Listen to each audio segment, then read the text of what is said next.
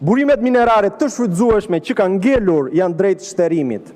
Për kromin, ekspertët flasin vetëm për 10% të rezervave të mbetura, dhe se sektori mund të vazhdojë të shfrytëzohet edhe për maksimumi 7 vjet tjerë.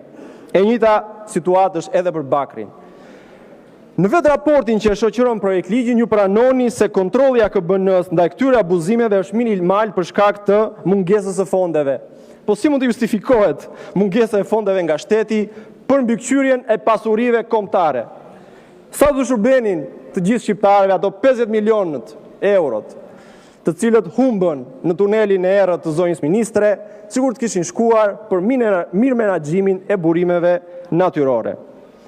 Në projekt ligj propozoni hapjen e procedurave për lejet e kërkimit zbulimit, dhe ky është një hap i domosdoshëm, por tërësisht i pamjaftueshëm për të tërhequr investitorët e huaj. I pamjaftueshëm sepse periudha 3 vjeçare e lejeve për kërkim zbulimin është jashtëzakonisht shumë e shkurtër për këtë aktivitet dhe duhet të shkojnë të paktën 6 vjet. I pamjaftueshëm për shkak të kalvarit burokratik që duhet të kalojë një investitor privat.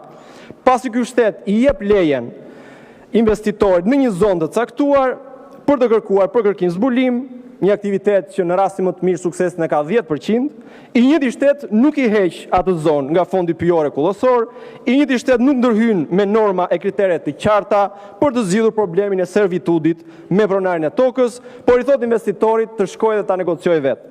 Atëherë cili investitor i ndershëm, vendas apo i huaj, është i gatshëm të i hyjë gjithë i kalvari ligjor.